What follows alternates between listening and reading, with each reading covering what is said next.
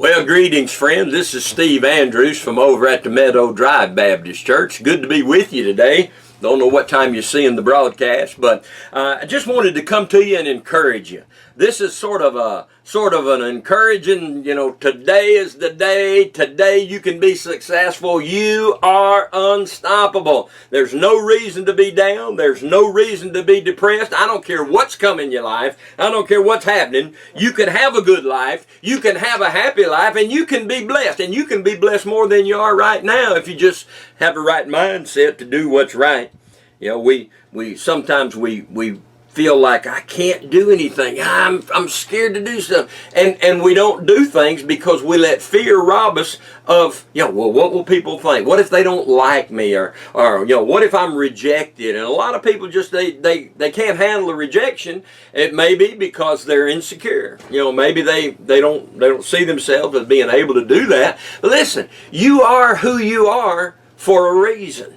You are who you are. You are just like you're supposed to be.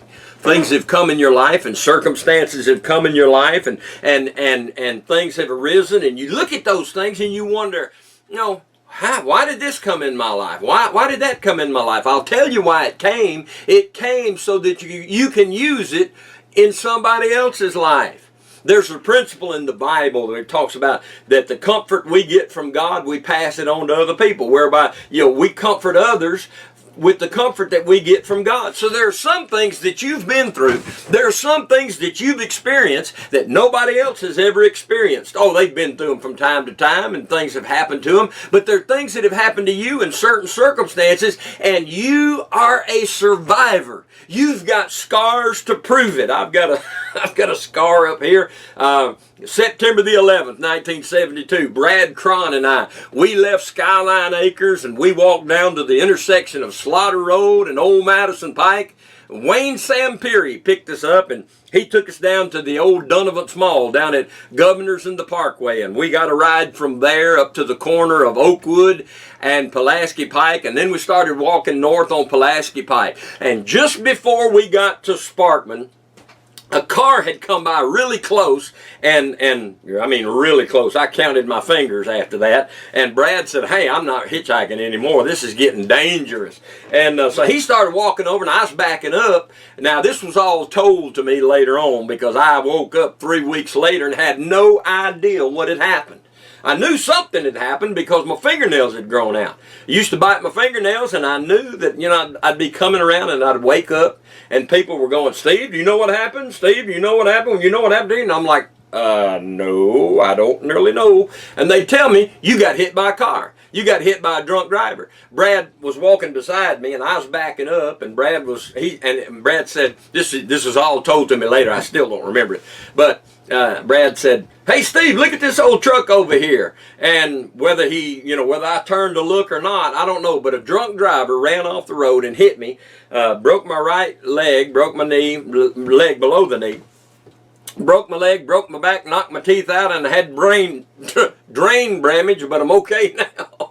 But in fact, my brother Matt, he always says we blame it on the accident. Now, people that knew me before said, "No, you was like this before the accident." But I'll use the accident as an excuse. But I told Regina, my wife, I said, "When you meet my brother for the first time, I'll tell you what, the first thing he's going to say is, we blame it on the accident."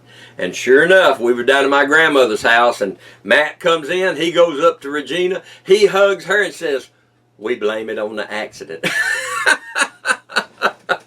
And I guess you can blame it on whatever. But see, when you get knocked down, just get up again. It don't matter what it is. I got a scar up here. That means I survived. And you've got scars in your life, and that means you survived. You've been through some tough times. But see, look, it's not a tattoo. It's just a bruise. And it may leave a scar, but you'll get over it. And you've done that. You've gone through some tough times, and you've seen a lot of things happen. And you look back at them, and boy, I'll tell you what, I look back at things that happened in my life, and I do not want to go through those things again. I don't want to have to go through all that again. And like my friend Elise, she posted she posted on here, this morning. She said, my, all the things you got into when you were young. And I did. I got into a lot of stuff. And I give a shout out to Herschel and Marge Jordan. I went to Sam's Club yesterday and had to buy some. I had to buy one thing. I had to buy one thing, and I swiped it across the self-checkout. And when I swiped it across and then set it over there to check out, it got it again when it went by. So now I had two of them on there. Well, I only had one. I only wanted one. And so I hit the button and tried to get it to back up and erase it. And it says, swipe what you want to erase. I swiped it again. Now I had three. And so it said, push the button. And there's a lady behind me, and I'm going, ma'am, I'm sorry. She said, that's okay.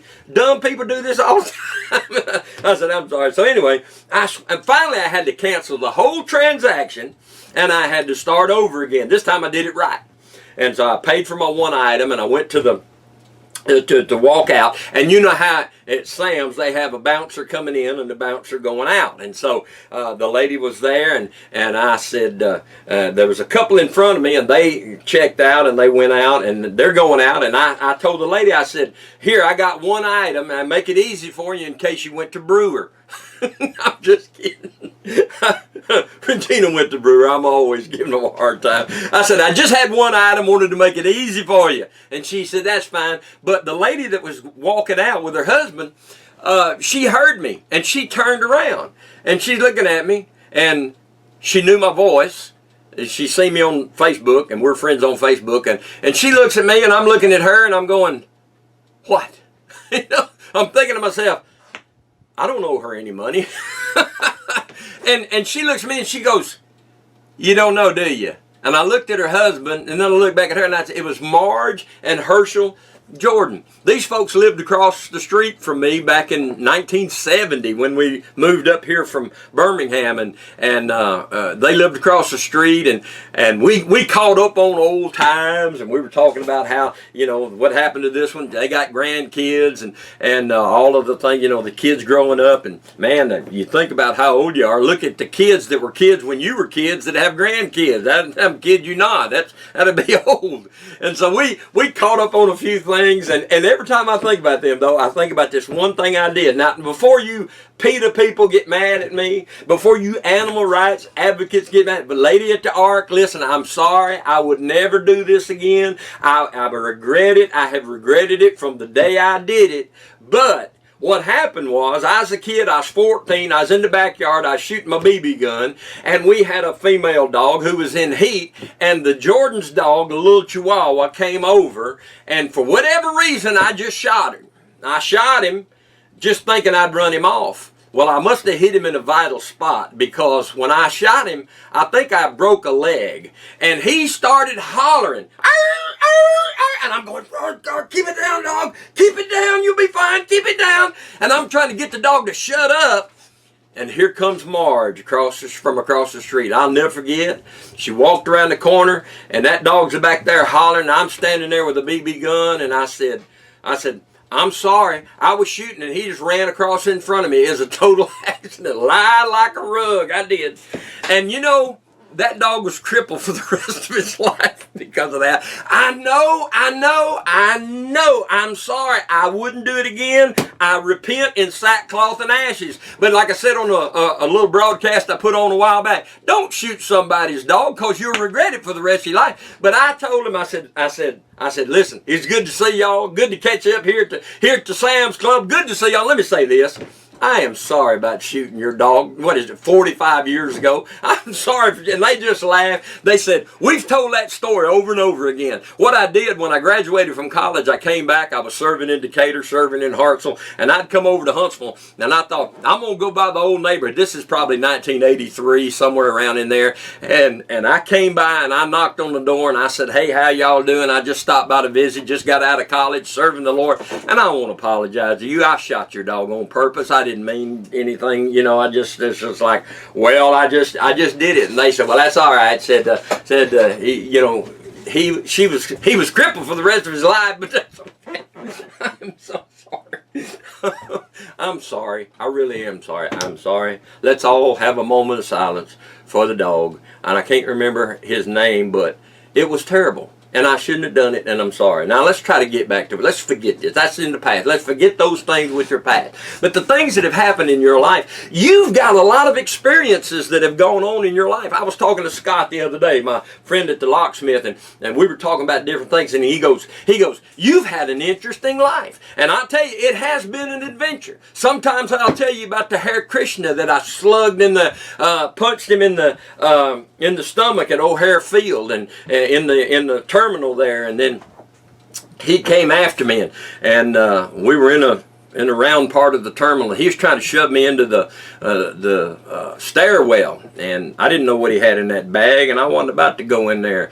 And then we started walking off, and he kicked me, and as he turned around, he kicked me, and I ran up behind him and jerked his wig off and took off running through O'Hare Field. And I've had a great life. It's been great. I got a lot of stuff that's happened. But see, you have too. If you'll think about it, you've had an interesting life too. Scott goes, man, you've had an interesting life. I have, but so have you. Think about the things that have happened in your life. You know, Moses. Moses was born to the Hebrews who were in captivity down there in Egypt, and the law had come out and said any boy or babies, you got to kill them. And so when Jochebed, Moses' mother, had him, she said, well, this is a fine looking child. Said we need to do something. They're gonna try to save him. So they kept him in the house for a while. Then they couldn't keep him anymore, so she made a little boat, made a little ark out of bulrushes, and took Moses and put him in that little ark and put him out into the river. Now it's amazing to think of that she felt like he was safer in the river with the crocodiles than in the house with the enemy all around. So she pushes him out there in the river, and Moses' sister, Miriam, she's kind of watching, you know, she's kind of following along there and watching, and Moses floats on along down there, and Pharaoh's daughter comes out to wash, and she's in the river there cleaning up, and little Moses floats by, and she lifts up the lid of the little basket there, and when she looks in there, God pinched Moses, and he started crying, and her heart went out to him, and so she raised him. Well, she got him. She said, this is one of the Hebrews babies, and she said, what are we going to do with him?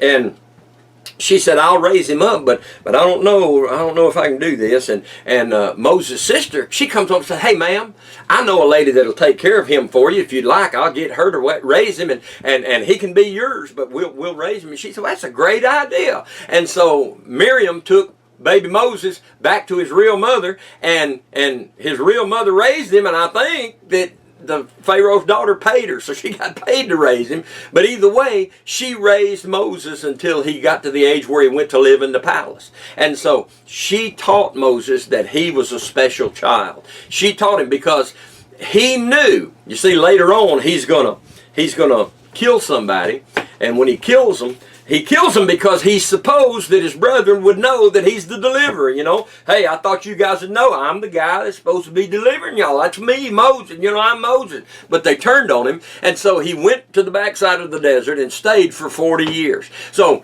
Moses had 40 years in Egypt and then 40 years on the backside of the desert. He's 80 years old. Don't tell me you're too old for God to use. You know, I'm 60 years old, and I know that's hard for you to believe that I am 60 years old because I am so fly. I know. I'm so full of it. But wherever you are in your life, God can use you. I don't care if you're as ugly as a mud fence, God can use you. I don't care. It doesn't matter. God can use you. He's got a place for you. He made you who you are, and you went through the circumstances you went through. I'm going to break this chair if it don't stop getting stuck. He made you who you are, and you have been through what you've been through so he can use you. Because here's what happened. Moses, he's on the backside of the desert, and he's you know, shoveling sheep dung, watching the sheep, and God shows up, and God says, Moses, I got a job for you to do. And Moses, they say he stuttered, I don't know, but he couldn't speak well, and said, Moses, I got a job for you to do. And Moses, wait a minute, my hearing's going, what? Me? You got something for me to do? Yes, sir, I got something for you to do. I can't do anything for you. And then the Lord asked him, he said, what is in thine hand? He said, what have you got in your hand? And Moses said, well, I got I got a rod. I got a rod here. Now this is a walking stick that my wife brought back from the Grand Canyon. It's from the Grand Canyon Railway. They went out there years ago, and I felt like I was indispensable here, and I couldn't go, so I stayed. And they all went. They came back. They brought me this nifty walking stick. But the thing about the walking stick is, I don't know if you've heard about this, but they have walking stick medallions. And what it is when you go somewhere and you know, like you go to, here's one from the Smoky Mountains. When you go somewhere, you buy the medallion and you put it on your walking stick. And so these are all the places that I've been. These are mementos of when I went somewhere. Now, let me just look at this. And if you're seeing this broadcast and you think you recognize this broadcast, you probably do. Because the second broadcast I did is this exact message. And this is going to be number 2 from now on because I was too close to the camera. I mean, I was really up close to the camera, but I'm learning. But I got American flag, I got the American seal, and then we went to the Smoky Mountains, and so I got a medallion from the Smoky Mountains. I got one from Cherokee National Forest, and we came back, we went to Mammoth Cave, Kentucky. I got one from Mammoth Cave, got one from the Lost River in Kentucky. We went there. Got one that was in Georgia somewhere sometime, the Lost Sea in Tennessee, Great Smoky Mountains again, and then we went on a cruise to Alaska, and I got one from Juneau, Alaska, and the Inside Passage, and what is this? This is, well, let's see, I can't read that, Skagway, Alaska, and, let's see, just a couple of different things here. A couple of these were given to me by somebody else, and I hadn't been there, but out of deference to them, and because I love them, I put them on here anyway. But for the most part, this is what is in my hand. What is in my hand is where I have been. What is in your hand is the experiences that you've been through. You know, I've got this in my hand, and what is in your hand is who you are and where you've been. It's who you are and the experiences that you've been through. And you can use, you know, I did a funeral. What is that lady's name? Let me see if I can find it. I don't know if I can find it. Just bear with me for a moment. Let me look up something. Because there's a lady that, let's see here. I'm going to go on here and I'm going to go to my funerals. When we have a local funeral home, when they don't have a preacher, when the family doesn't have a preacher, they call me. Now that don't mean that they weren't religious and that they're lost as a ball in high weeds. Sometimes it just means that, come on Steve, they're funerals. Sometimes it just means that, it's like many times it's been an older lady or an older gentleman who was in a nursing home, and they've been in the nursing home for years. The family lives away, and they don't have a local pastor. Let me see if I can find this lady's name. I don't know if it was Betty Jo Finley. Let's see. What was this lady's name? I thought I'd know it if I saw it. Regina Cooley. That's who it was. Regina Cooley. Now, I did the service for Regina Cooley back in it's 11/17, November of last year. And one of the great things about, and I never met the lady, but I'll tell you something about her. She went through cancer and she beat cancer, and she became an encouragement and a cheerleader for all of those who had cancer. She took what she'd been through. What is in your hand, Regina? You went through cancer. And so what she did was, she took what she had been through and she used it to encourage and help other people. And that's what we're here for. We go through things. We go through a tough time. We go through a heartache. We go through something that leaves a scar. But we can go to people and we can say, hey, I've got a scar. I've been there before. I can remember years ago, I was passing by Valhalla Cemetery out there on Winchester Road. And in fact, my dad worked for Valhalla. He used to sell cemetery lots. And whenever I go past Valhalla, you see all those big trees planted there? I mean, them big old tall oak trees, I think it is, that's planted along the drive. We planted those. We planted them when they were little. Years ago, we planted those. But I was going by Valhalla one day, years ago. I mean, 44 years ago. And a boy on a bicycle had gotten hit by a car. and people were around him. They were trying to help him and waiting on the ambulance to get there. And it was kind of a dumb thing for me to say. I mean, the kid's laying there, his legs all mangled up. And I went on, I go, man, you'll make it. You're going to be all right. I got hit by a car too, and I made it too. I mean, you're going to be fine. You're going to be just like me. We blame it on the accident. But anyway, what you go through and the tough times you have are for a reason. Don't throw them away. Don't forget about them. Learn from them. File them away and use them somewhere in somebody else's life. You're going to get the opportunity to use them. We moved up here in and I think it was 1970. We moved up from Birmingham and moved into a house in Skyline Acres and went to Bob Jones. And by the way, let me just say this about Bob Jones. We were the first graduating class from Bob Jones. We're the first graduating class from Bob Jones who went to Bob Jones. We went to Madison for 3 years, and then the senior year they opened up the new Bob Jones. Just say, oh no, the class of 74.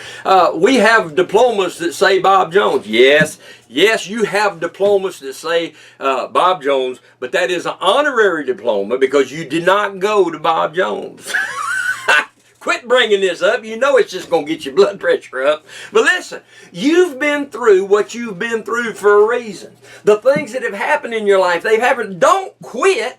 You got a mountaintop over here and you got a mountaintop over there. You've been through the valley. If you quit in the valley, you're never going to make the next mountaintop. Keep going forward. Keep what is in your hand, whatever's in your hand, use it for good. Whatever's in your hand, use it for other people. Just like Regina did, Regina Cooley. She had cancer and she started helping other people. What have you been through? You've been through tough times. You've been through tough financial times. The only financial advice my dad ever gave me. Now, I got out off the bus one day in Birmingham. I was walking around the house and I saw a paper on the front porch. And I went up and got it, and it was an eviction notice. And I jerked it off the door and I went running around there, and Dad was home. He didn't like to work too much. And so I said, Dad, look, there's an eviction notice. They're evicting us from the house. And he said, go put that back on the front door. They can't evict us if we hadn't seen it.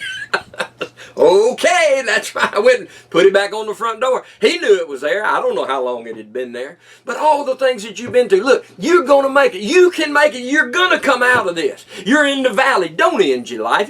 People, Robin Williams, who'd have ever thought that Robin Williams, funny guy, a guy that everybody loved, who'd have thought that he had those demons on the inside that was giving him such a problem? But you know what we do? We get on Facebook and we talk about all the good things in our life. Most people talk about all the good things. Oh, it's good. Oh, it's good. This is good. This is good. Look what happened to me. Look at this good thing that happened to me. Ain't life good? But we don't put the bad things on there. At least some of us don't. Some people do, which is kind of silly. But but what we do is we compare. I'm going to compare your highlights reel and all the good things that you put out. I'm going to compare that with my behind the scenes reel. I know what's wrong in my life, and it tends to be discouraging. If I'm judging my life by your life and all you're doing is putting out the good stuff, I'm going to be depressed.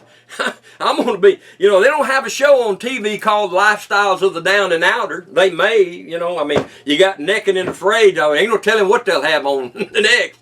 But listen, get up and do something. Get up and learn something. Get up and invest your time, your talent. If you'll sow good, you'll reap good. If you'll take charge of your life, you can have a successful life. You can be blessed. You can be a success. Just have the right attitude. Keep the right attitude. It's all going to work out. Whatever's in your hand, use it to help other people. If you'll help enough other people to get what they want, then life is going to help you get what you want. You'll be happy. The Bible says if you want to get, give. That don't make sense. Give and it shall be given. It says it's more blessed to give than to receive. So no, I want to receive. If I get happiness out of giving, then I know that if I give, says the Bible says, give and it shall be given unto you. If I give, then I'm setting a law in motion that says give and it'll be given unto you. So it's more blessed to give than to receive, because if all I'm doing is receiving, eventually the source is going to run out. The well's going to go dry. But if I get joy by giving, then I'm setting in motion that principle that says, give and it shall be given unto you. So I'm going to give because I know it's going to come back to me and I'm going to get. So take what's in your hand and use it in your life. Use it to reach others. Use it to help others. And I got to quit because I don't want to go over. I went a little bit over. They told me one time, they said, time don't matter, just go on. So I just rambled on, rambling. I went over time, and then they said, maybe you ought to cut it down a little bit. So I'm going to cut it down. I'm going to stop right here. But get busy. You can do something. You can have a great life. You're unstoppable if you'll just get the mindset of I'm unstoppable. I can do all things through Christ. This is Steve from over at the Meadow Drive Baptist Church, 1000 Meadow Drive, Huntsville, Alabama, 35816. If I can do anything for you, get in touch with me. My cell number is 256-337-0663. Remember, friend, you are unstoppable. Say amen right there.